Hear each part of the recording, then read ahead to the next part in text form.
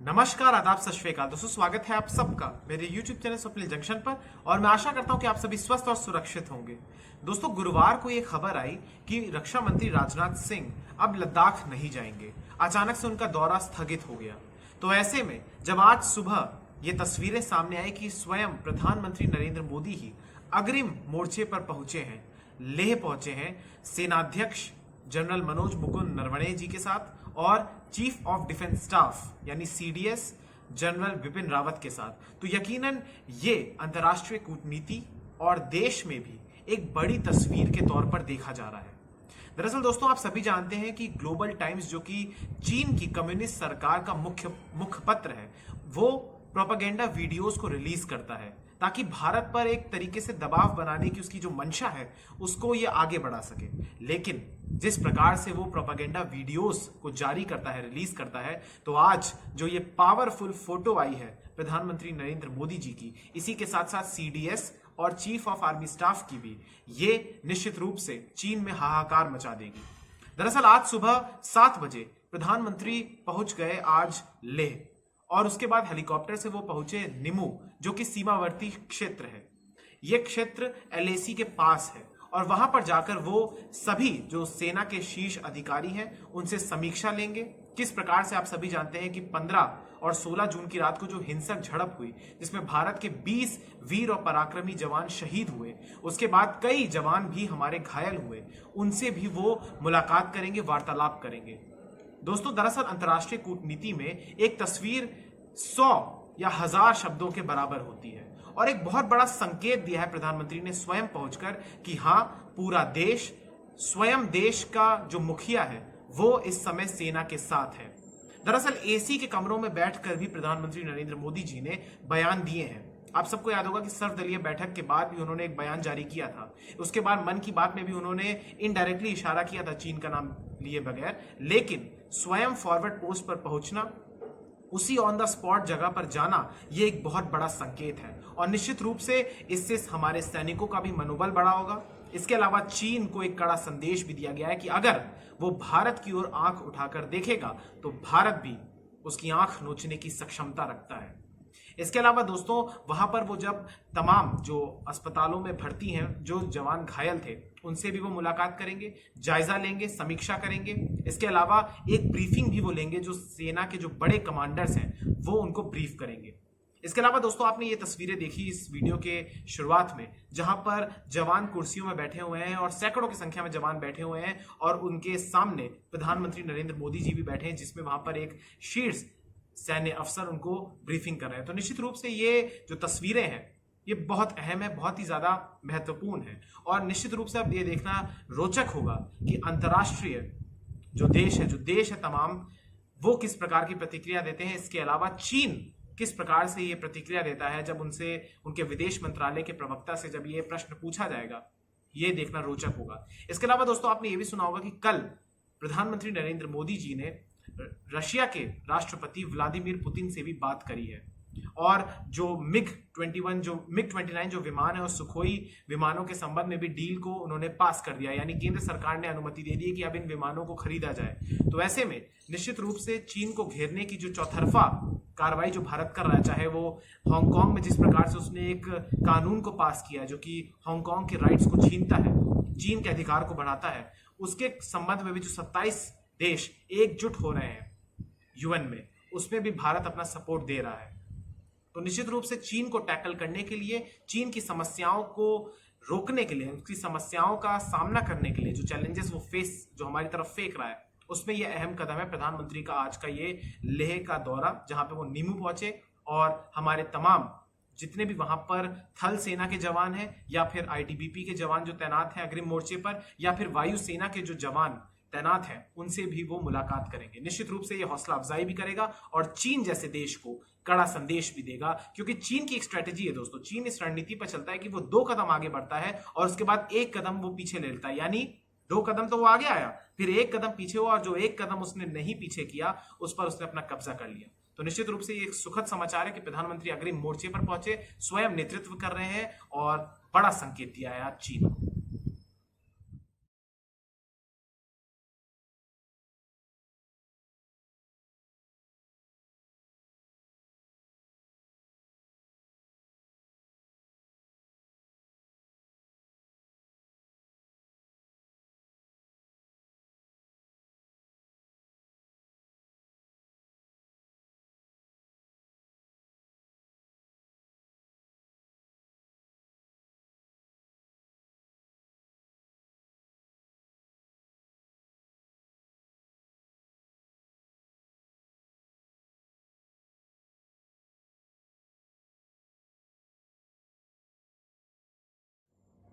दोस्तों अब रुख करते हैं अगली खबर का। खबर आई है उत्तर प्रदेश के कानपुर से, जहां पर एक हिस्ट्री शीटर विकास दुबे की गिरफ्तारी के लिए गई पुलिस की टीम पर उसी के गुर्गों ने हमला किया AK-47 से, और जिसके बाद सबसे ज्यादा दुखद खबर आई हमारे सामने। अत्यंत दुखदाई खबर आई है कि उत्तर प्रदेश पुलिस के 8 पुलिसकर्मी शहीद हुए। और जब ये मुठभेड़ हुई रात को, ये गुरुवार की घटना है दोस्तों, और जब ये आधी रात को ये मुठभेड़ हुई तो इसके बाद ये खबर सामने आई। यूपी के ADG लॉ एंड ऑर्डर ने मौका वारदात पर पहुंचकर एक सनसनीखेज बयान दिया। उन्होंने कहा कि उत्तर प्रदेश की पुलिस की जो टुकड़ी गई थी इसकी गिरफ्तारी के लिए, वो बिना तैयारी की गई थी। और इसके बाद उन्होंने इस बात का अनुमान तक नहीं लगाया था उनके अनुसार कि जो टीम गई है उन्होंने ये तक नहीं सोचा कि जिसको वो पकड़ने गई है वो एक हिस्ट्री शीटर है, एक अपराधी है, और एक ऐसा अपराधी है, प्रोफेशनल है, और उसके पास हर समय ऐसे गुर्गों की फौज तैयार रहती है जो असलहा और बारूद से हमेशा लबरेज रहते हैं, और वो कभी भी नहीं चाहेंगे कि उनके जो बॉस है, उनका जो डॉन है, उनका जो सरगना है, उसकी गिरफ्तारी हो। और यही चीज जो पुलिस की टुकड़ी उनको पकड़ने गई उन्होंने नहीं सोचा। दरअसल दोस्तों जो 8 पुलिसकर्मी शहीद हुए, सबसे पहले मैं आपको उनके नाम बताना चाहूंगा। इसमें क्षेत्राधिकारी बिल्हौर देवेंद्र मिश्रा शामिल है, थाना प्रभारी शिवराजपुर महेश चंद्र यादव, थाना प्रभारी है ये शिवराजपुर के, चौकी in charge Anoop Kumar Singh, sub inspector नेबू लाल, सिपाही सुल्तान सिंह, सिपाही राहुल, सिपाही बबलू और सिपाही जितेंद्र। ये लोग गए थे इस हिस्ट्री शीटर को पकड़ने। दरअसल दोस्तों अपराध की दुनिया में लगातार इस विकास दुबे ने अपने पैर पसार रखे थे। चाहे इसने प्रिंसिपल की हत्या की हो, चाहे इसने अपने चचेरे भाई पर हमला कराया हो, चाहे इसने सबसे बड़ा जो अपराध किया था वो ये किया था कि जब राजनाथ सिंह, जो कि वर्तमान में केंद्र सरकार में रक्षा मंत्री हैं, जब वो उत्तर प्रदेश के मुख्यमंत्री थे, उस समय उनके कैबिनेट में जो दर्जा प्राप्त राज्य मंत्री थे उनकी हत्या करी थी इसने, और वो भी जेल के बाहर। इसने, अगर मैं आपको इसका थोड़ा बैकग्राउंड बताऊं दोस्तों, तो दरअसल इसने बचपन से ही अपराध की दुनिया में आना चाहता था। इसका जो झुकाव था, इसका जो रुझान था, वो अपराध की तरफ ही था, और इसने एक गैंग बनाया और लूट, डकैती, हत्याएं, अपहरण, इन सब वारदातों को अंजाम देता रहा। दरअसल इसने कानपुर के देहात क्षेत्र में और कानपुर के शहरी क्षेत्र में अपना व्यापार भी चलाया। इसके अलावा इसके कई संबंध हैं राजनीतिक दलों से, बड़े बड़े नेताओं के साथ इसकी तस्वीरें हैं। यहां तक कि कई लोग ऐसा भी आरोप लगा रहे हैं कि इसके ऊपर कई सारे दलों का, राजनीतिक दलों का, उनके नेताओं का राजनीतिक संरक्षण भी इसको प्राप्त था। इसी वजह से इतना बड़ा हिस्ट्री शीटर होने के बावजूद भी इसको जमानत मिलती थी जब ये गिरफ्तार होता था। और इसके अलावा ये कानपुर में और उत्तर प्रदेश में अभी भी ये जीवित था, तो इसका अर्थ यही है कि इसके पीछे किसी ना किसी राजनीतिक दल का या बड़े नेता का संरक्षण इसको प्राप्त था। इसके अलावा दोस्तों मैं आपको एक बात और बताना चाहूंगा कि दरअसल इसके ऊपर 25,000 रुपए का इनाम भी घोषित था।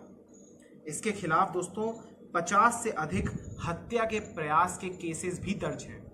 इसके अलावा दोस्तों मैं आपको एक और बात बताना चाहूंगा कि इसका जो काला कारोबार है वो अकेले उत्तर प्रदेश में ही कानपुर, इलाहाबाद, गोरखपुर, इन 3 शहरों तक फैला हुआ है। यानी पूर्ण रूप से ये एक कारोबारी भी है। सोचिए आप, जुर्म भी करता है, कारोबार भी करता है। इस प्रकार के लोग इस देश में जीवित हैं आज भी लोकतंत्र में, और इन्हीं के भय के कारण आज भी हमारे देश के जो मासूम नागरिक हैं, आम जनता है, वो ऐसे ही लोगों के कारण डरती है। और मुख्यमंत्री योगी आदित्यनाथ ने हालांकि ट्वीट करते हुए इस बात की जानकारी दी कि वो जिन भी आरोपियों ने जो ये योजना बनाई, जो ये षड्यंत्र बनाया, जिसके तहत यूपी पुलिस के जवानों पर, यूपी पुलिस कर्मियों पर हमला किया गया, उनके खिलाफ कड़ी से कड़ी कार्रवाई की जाएगी। लेकिन जो मुख्यमंत्री योगी आदित्यनाथ जी कहते हैं कि जो अपराधी हैं उनको यूपी से भागना पड़ेगा, वहां पर इस प्रकार से घटना होती है। और केवल कानपुर की घटना नहीं है दोस्तों, ये कल ही प्रयागराज में भी ऐसा ही हुआ, जहां पर एक परिवार के लोग सदस्यों की हत्या कर दी गई, और गाजियाबाद में भी यही हुआ जहां पर गला रेतकर हत्या की गई। ऐसे में इन मर्डर्स के बाद, इन हत्याओं के बाद किस प्रकार से हम यूपी की कानून व्यवस्था की बेहतर होती हुई स्थिति की बात कर सकते हैं। फिर तो वो सारे दावे, वो सारे वादे सब झूठे थे। इसके अलावा समाजवादी पार्टी के अध्यक्ष अखिलेश यादव और कांग्रेस पार्टी के सांसद राहुल गांधी ने भी तीखे तेवर अपनाते हुए आलोचना की है, रोगी सरकार तक कह दिया है। इसके अलावा जंगल राज और गुंडा राज जैसे शब्दों का भी उपयोग किया है कि यूपी में वाकई में कानून व्यवस्था जो सही थी या सही करने का दावा किया जा रहा है वो एक झूठ है, वो एक मिथ्या है केवल। इसके अलावा दोस्तों एक बात मैं आपको और बताना चाहूंगा कि दरअसल इस व्यक्ति, ये जो विकास दुबे नाम का व्यक्ति है, इसके खिलाफ ऐसे ऐसे जघन्य अपराध है कि मैं आपको बता नहीं सकता दोस्तों। दरअसल इसके खिलाफ ये भी है कि इसने कई नेताओं को जिताया भी है। अब आप सोचिए कि ये सारा काला धंधा, ये सारा गोरख धंधा जो ये कर रहा था वो सब चलता है। इसके अलावा दोस्तों इसको एक बार एसटीएफ लखनऊ से गिरफ्तार भी किया था। इसके बाद इसको जमानत मिल गई थी और इस जहां पर कल इसको पकड़ने के लिए टीम गई थी, वहां से बड़ी संख्या में, बड़ी मात्रा में हथियार भी बरामद हुए हैं। तो निश्चित रूप से दोस्तों हमें ये देखने की आवश्यकता है कि किस प्रकार से इस प्रकार के लोग इस देश के भीतर अभी भी, जो अपने आप को तथाकथित डॉन कहते हैं, स्वयं को डॉन कहते हैं, कानून से ऊपर रखते हैं और पुलिस वालों की हत्या कर देते हैं। ऐसे अपराधियों को, ऐसे और भी बहुत सारे अपराधी हैं दोस्तों। केवल ये एक घटना हमारे सामने आई है, लेकिन सोचिए कितनी दुखद बात है। उन परिवारों का सोचिए कि जिनके जो परिवार के, चाहे वो किसी के हो सकता है पिता हो, किसी के पति हो, किसी के चाचा हो, किसी के मामा हो, कई सारे संबंध होते हैं, वो आज खो गए, उनके परिवार में कोहराम मच गया। इसके अलावा दोस्तों मैं एक चीज और बताना चाहूंगा आपको कि दरअसल जिस प्रकार से एडीजी का जो ऑर्डर, जो रिप्लाई आया है, जो बयान आया है, वो बड़ी चूक दिखाता है इस पुलिस की। क्योंकि इस शातिर अपराधी को पकड़ने के लिए गई जो पुलिस है, आखिर वो क्यों नहीं अपनी तैयारियों के साथ गई। इसके अलावा दोस्तों मैं आपको एक और बात बताना चाहूंगा कि अब जो एडीजी हैं प्रशांत कुमार, वो सीएम योगी को अपनी रिपोर्ट देंगे कि आखिर किस प्रकार से घटना हुई। इसके अलावा दोस्तों मैं आपको एक बात और बताना चाहूंगा कि इसमें यह बात भी सामने आ रही है कि पुलिस की मुखबिरी भी करी गई है। यानी उस हिस्ट्री शीटर को पहले से ही ये बात पता थी कि पुलिस उसको पकड़ने के लिए आ रही है, इसीलिए उसने सारे प्रबंध पहले से ही कर रखे थे। इसके अलावा दोस्तों उसके पास से AK-47 जैसे अत्याधुनिक हथियार भी थे। तो इसका मतलब आखिर ये हथियार उसके पास कैसे पहुंचे, इसकी भी जांच होनी चाहिए। कौन इन सब मामलों में संलिप्त था, इसकी भी जांच होनी चाहिए। निष्पक्ष जांच होनी चाहिए, स्वतंत्र जांच होनी चाहिए, क्योंकि बलिदान जो दिया है यूपी पुलिस के अधिकारियों ने, यूपी पुलिस के जवानों ने, वो व्यर्थ नहीं जाना चाहिए। तो दोस्तों ये बहुत ही ज्यादा दुखद खबर है कि जब चौबेपुर के बिकरू गांव में इस हिस्ट्री शीटर को पकड़ने के लिए गुरुवार को आधी रात को ये पुलिस टीम गई, तो घरों की छतों से भी पुलिस पर फायरिंग हुई। सोचिए कितना भयावह स्थिति होगी, आप कल्पना कीजिए। निश्चित रूप से ये खबर बहुत ही दुखद है। बहुत बहुत धन्यवाद दोस्तों। इस वीडियो को लाइक कीजिए, चैनल को सब्सक्राइब कीजिए, इसको अधिक से अधिक शेयर कीजिए। बहुत बहुत धन्यवाद। जय हिंद, जय भारत, वंदे मातरम, नमस्कार।